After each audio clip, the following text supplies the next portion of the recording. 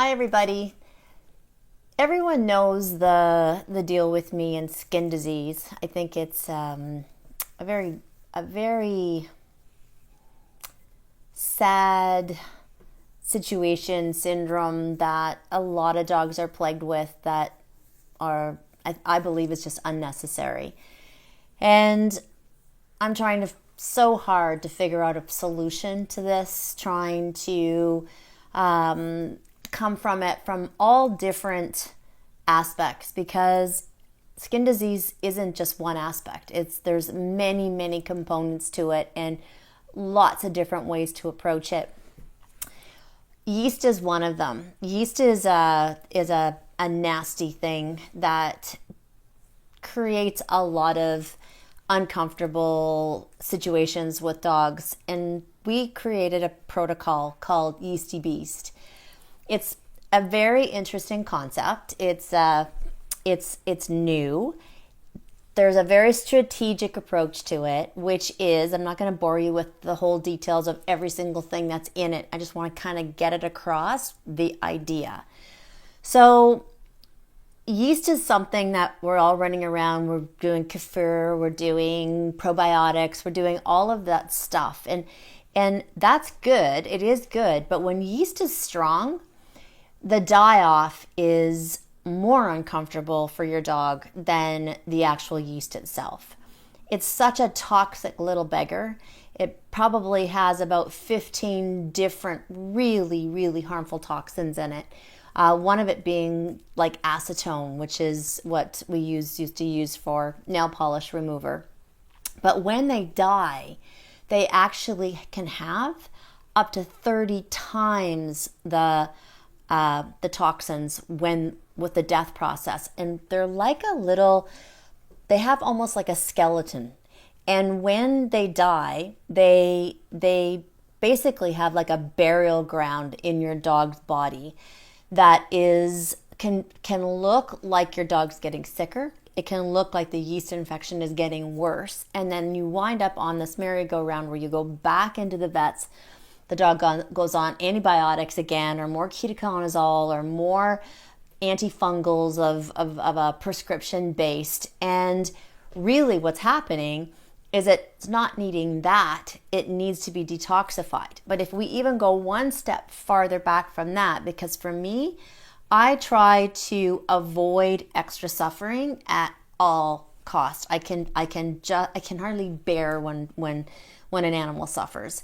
So for me to detoxify them that quickly and to, just try to kill it and let them push through, often it doesn't work. And they go through unnecessary itchiness and lethargy and feeling crappy, when really what we need to do is look at doing a slow, almost like if we were at war with these guys, and what would we be doing? What would our strategic plan be? So the first thing is, we want to remove all sugars from your dog's diet. So anything with grains, anything with carrots, anything that produces sugar, because yeast thrives on sugar. So the process is, for first 2 weeks, we're making the yeast actually weaker by starving them.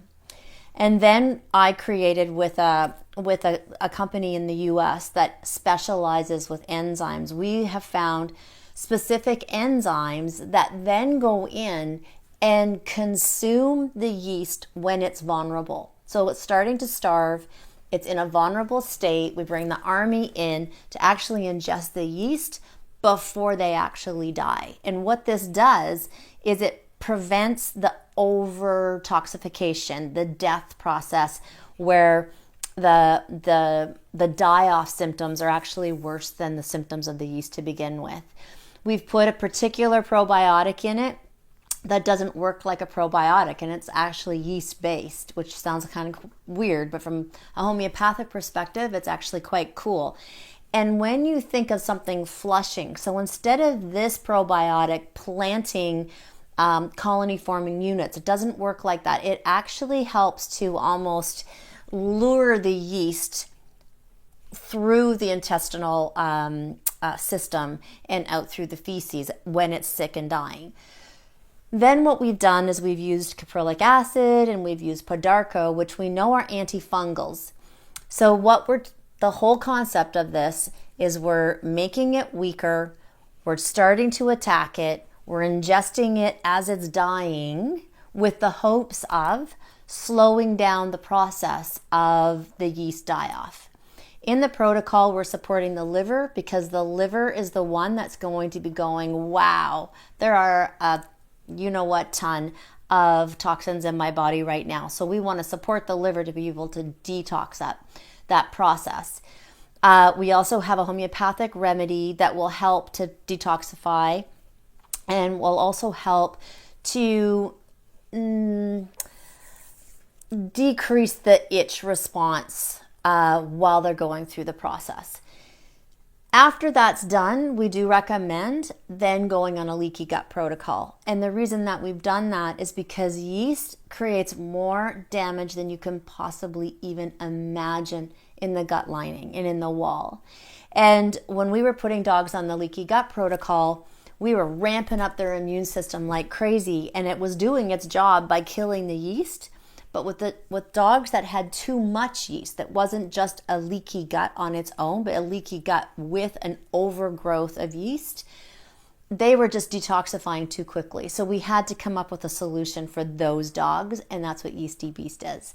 So you guys can try it when you know that you can smell yeast. They smell like dirty socks. They smell fungusy, right? So if you're smelling that smell, it's a really good idea to start with the yeast protocol and then move into the leaky gut protocol.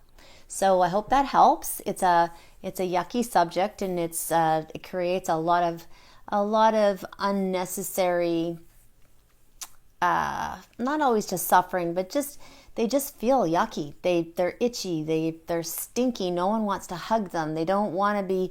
Everyone's complaining that they're stinky dogs. And they're not stinky dogs. They're actually, it's the manifestation, it's the smell of the yeast. So we want to get rid of those guys and send them on their way and then work on healing the gut. So I hope that helps. Thank you.